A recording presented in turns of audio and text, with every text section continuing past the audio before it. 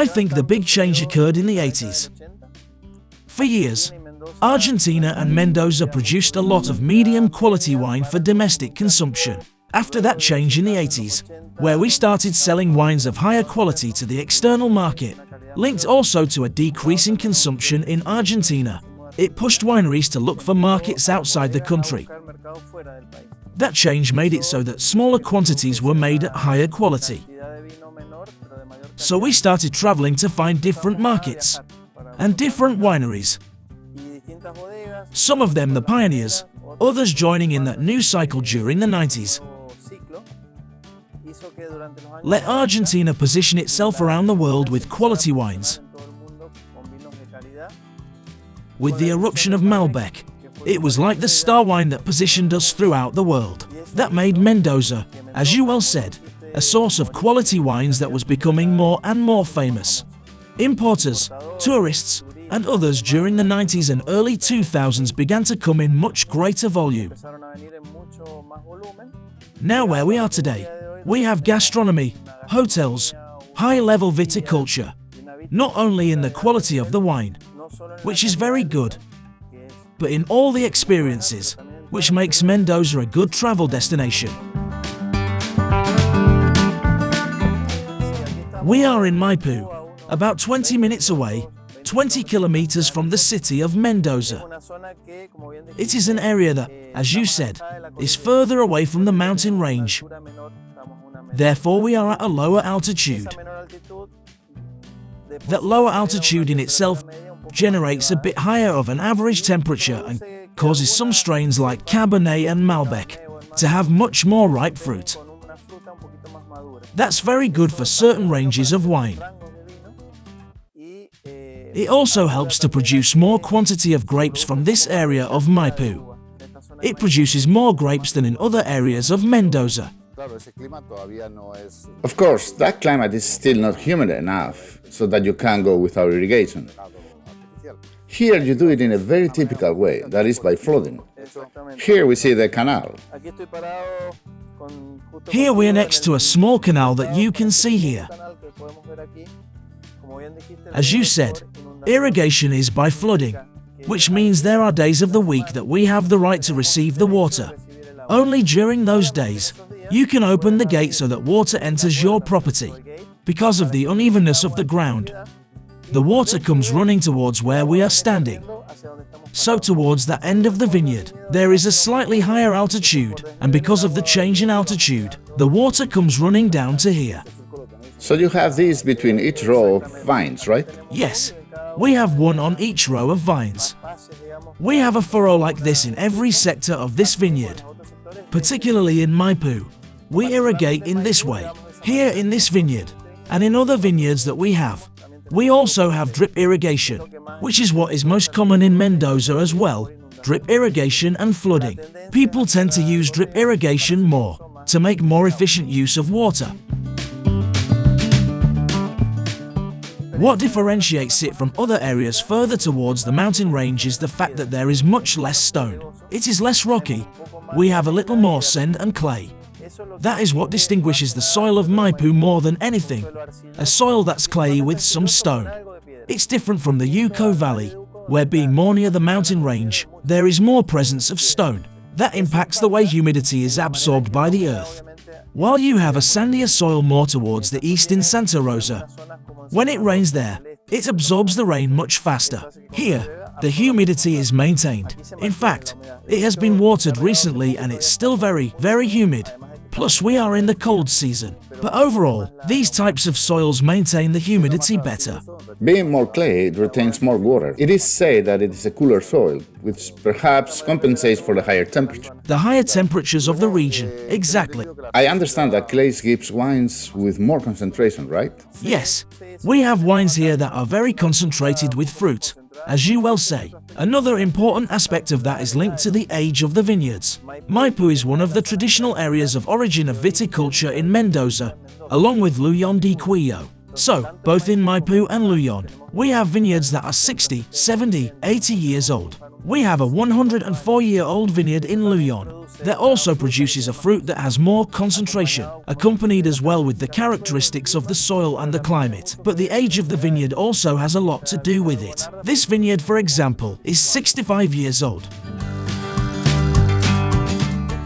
This system for the Bernarda is ideal because the Bernarda, as we call it in Argentina, is a grape originally from Italy that obviously, with all the European influence that we had here, was brought to our land. It is the second most planted grape in Argentina, Bernarda, after Malbec.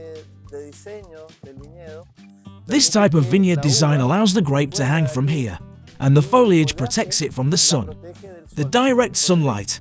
Bernarda is a grape that suffers a little from strong sun exposure. Yes, correct. It's a grape that generally does not create high alcohol levels when we make wine with it. The foliage allows it to not get that direct sunlight. Obviously, we remove some foliage so that the clusters have sunlight, but this type of vineyard is very interesting for Bernarda.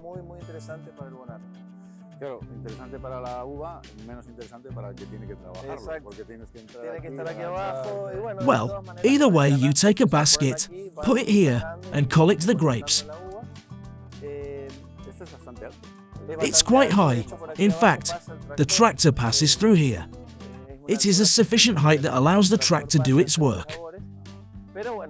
But it has its complexity in the sense that the wires don't allow a machine to enter to do automatic harvesting. It's mainly done manually.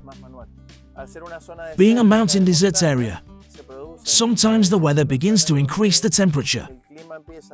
Spring will begin, plants start to sprout, and suddenly there is a cold front that reduces your temperature to -3 degrees, and that really affects the plant a lot.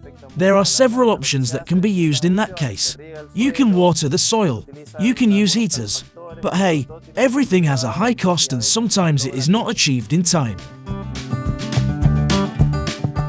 In particular, we are going to tell you first about Maipú, which is where we are. As we said, here we have Bernarda, and in this vineyard we also have Malbec, Cabernet Sauvignon, and a bit of Torrontés.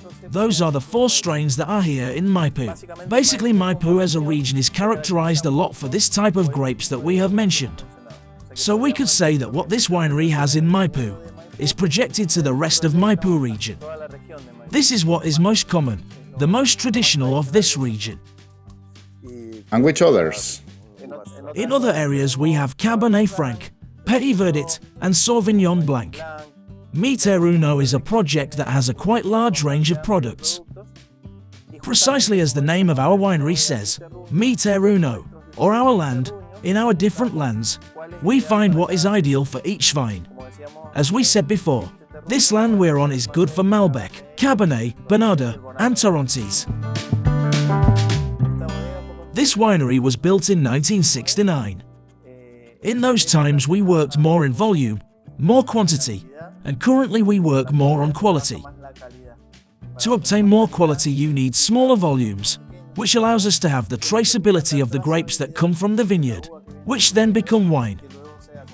And those wines placed in different smaller places than where they were previously placed. What was not useful were the 100,000 liter tanks that they have here. Exactly.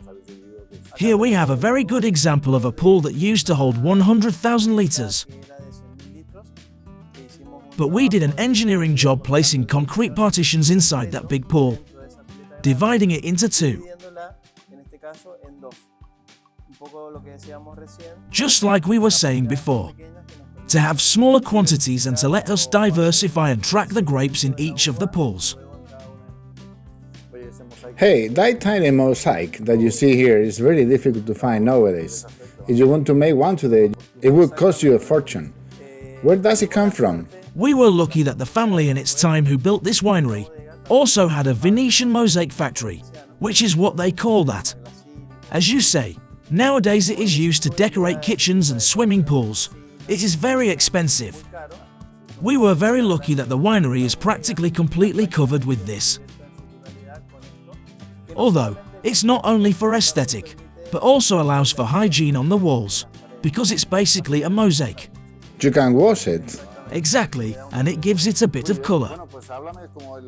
Very good. Well, tell me about how you make the wines. Let's start with the whites, Chardonnay, Sauvignon Blanc.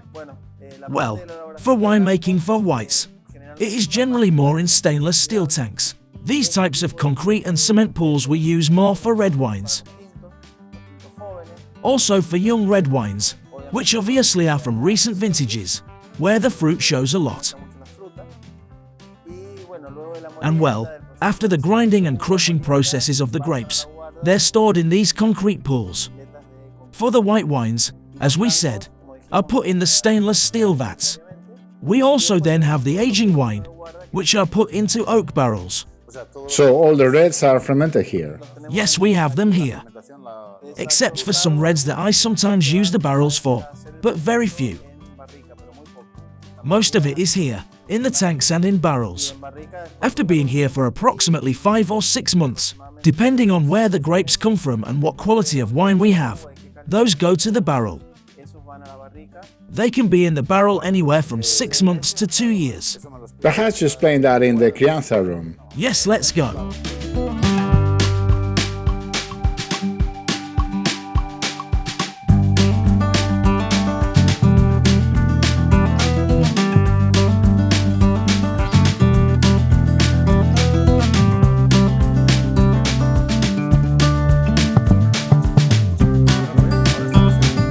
Well, now we are in your crianza room, where you age some of the wines. Which ones are they? Well, here we have a range of reds. We have Malbec, Cabernet Sauvignon and Cabernet Franc. The display of barrels is very interesting, because from what we see here, there's oak from different origins. We have French oak, American oak, and there are even some Slovenian oak, from the eastern part of Europe.